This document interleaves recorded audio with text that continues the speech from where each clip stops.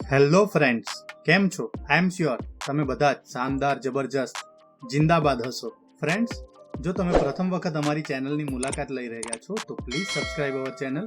અને હા, વિડીયો જોયા બાદ જો આપને વિડીયો ગમે તો બધાને કહેજો. અને વિડીયો જોયા બાદ આપને કંઈક કચાશ જણાય તો કોમેન્ટ બોક્સમાં મને કહેજો. હું ચોક્કસ આપની વિનંતીને વાચા આપીશ.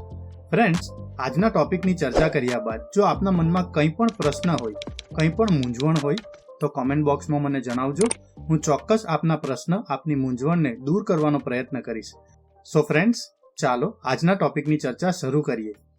નમસ્કાર મિત્રો, આજના વિડીયોમાં આપણે જોઈશું અપાર આઈડી જનરેટ કરવા માટે સામાન્ય રીતે આપણે વિદ્યાર્થીઓના જનરલ રજિસ્ટરમાં જે નામ હોય તે જ નામ આપણે બાળકોના UDAS પ્લસ પોર્ટલ પર પણ એ જ નામ કરવા પડે અને સાથે સાથે વિદ્યાર્થીઓના આધાર કાર્ડમાં પણ આપણે એ જ નામ કરવું પડે. એટલે કે જો જનરલ રજિસ્ટરમાં બાળકનું નામ આગળ હોય અને અટક અંતમાં હોય તો આપણે આધાર કાર્ડમાં પણ બાળકનું નામ આગળ અને અટકને પાછળ જ કરવી પડે. પણ મિત્રો, અહીં એક વસ્તુ ખાસ ધ્યાનમાં રાખવી કે જો જનરલ રજિસ્ટર પ્રમાણે આપના બાળકનું નામ આધાર કાર્ડમાં હોય અને છતાં UDAS પ્લસના એક્ટિવ સ્ટુડન્ટ લિસ્ટમાં આપણને ગ્રીન ટીક એટલે કે ગ્રીન અક્ષરે વેરિફિકેશન ન મળતું હોય તો અહીં એક નાનકડી અપડેટ આપણે કરવી જોઈએ, જેનાથી એટલે કે એક નાનકડો ફેરફાર આપણે બાળકોના જનરલ પ્રોફાઇલમાં કરવા માટે એલિજિબલ છે શાળા કક્ષાએ. તો અહીં આપણે નાનકડો સુધારો કરીને આપણે બાળકોનું નામ અને UDAS પોર્ટલ પર પણ બદલી શકીએ છીએ.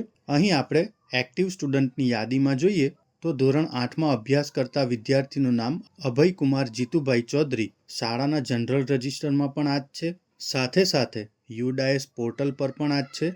પરંતુ UDAS પોર્ટલના આધાર વેલિડેટના જે આપણી કોલમ છે એમાં એ વિદ્યાર્થીનું નામ ચૌધરી અભયકુમાર જીતુભાઈ છે અને નીચે આપણને સ્ટેટસમાં વેરિફિકેશન ફેલ્ડ ફ્રોમ UIDAI અને રીઝન બતાવે છે કે આધાર નેમ જેન્ડર DOB મિસમેચ. એટલે કે અહીં વિદ્યાર્થીનું નામ અને સાથે સાથે વિદ્યાર્થીનું નામ UDAS પોર્ટલના આધાર વેલિડેટ કોલમમાં આપણને આ નામ અલગ બતાવે છે. તો મિત્રો, અહીં આપણે વિદ્યાર્થીના નામ UDAS પોર્ટલ પર બે જગ્યાએ ચેન્જ કરવાના થાય છે. અહીં આપણે જોઈએ તો બાળકની અટક પહેલા છે અને નામ પછી છે. જ્યારે આધાર કાર્ડમાં આપણે એનું વેલિડેટ કરીશું તો અહીં આપણને વેરિફિકેશન ફેલ બતાવશે. પણ અને સાથે સાથે જો જન્મ તારીખ ચેન્જ કરવી હોય તો તે પણ આપણાથી UDAS પ્લસ પોર્ટલમાં થઈ જશે. એના માટે આપણે સ્કૂલ ડેશબોર્ડ ઓપ્શન પર જઈશું. ત્યારબાદ આપણને જે તે ધોરણના જમણી બાજુ દેખાતી વ્યૂ એન્ડ મેનેજ સ્વિચને આપણે ક્લિક કરીશું.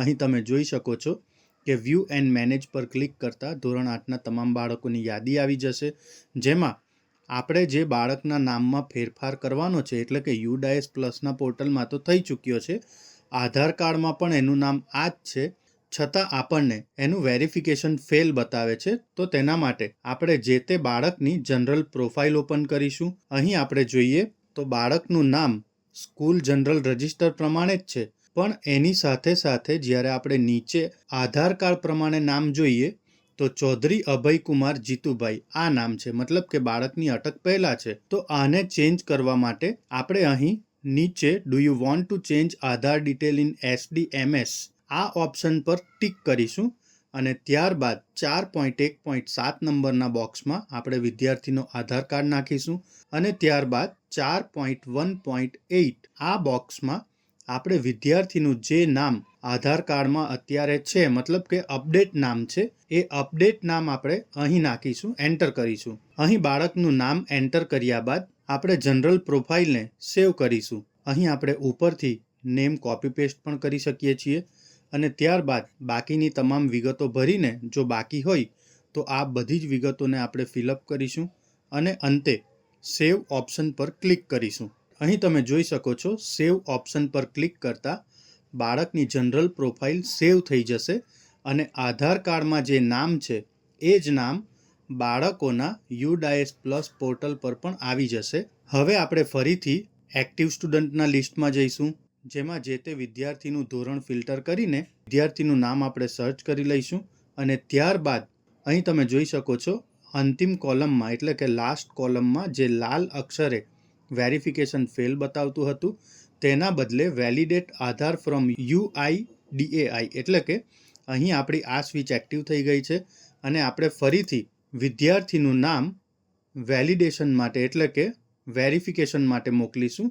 અહીં એક વખત કન્ફર્મ આપ્યા બાદ તમે જોઈ શકો છો verified from UIDAI against name, gender and date of birth, એટલે કે બાળકનું નામ અહીં આપણા UDAS પ્લસ પોર્ટલ પર સુધરી ગયું છે. હવે આપણે આ વિદ્યાર્થીનો અપાર ID જનરેટ કરી શકીશું. અહીં તમે જોઈ શકો છો વિદ્યાર્થીનો અપાર ID જનરેટ બટન પર ક્લિક કરતા અહીં વિદ્યાર્થીના વાલીનું બાંહેધરી પત્રક ખુલી જશે, જેમાં આપણે વિદ્યાર્થીના વાલીનું નામ એડ કરીશું. ત્યારબાદ વિદ્યાર્થી સાથે વાલીનો સંબંધ લખીશું, એટલે કે ફાધર સિલેક્ટ કરીશું.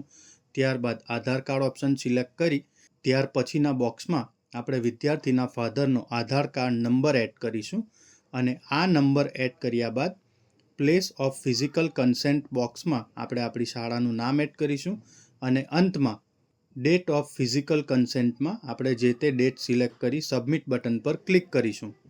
અહીં સબમિટ બટન પર ક્લિક કર્યા બાદ કન્ફર્મ સ્વિચ પર આપણે ક્લિક કરીશું અને કન્ફર્મ બટન પર ક્લિક કરતાં આપ જોઈ શકો છો કે વિદ્યાર્થીનો અપાર ID સક્સેસફુલી સબમિટ થઈ ગયો છે અને 2 થી 3 કલાક બાદ વિદ્યાર્થીનો અપાર ID જનરેટ થઈ જશે.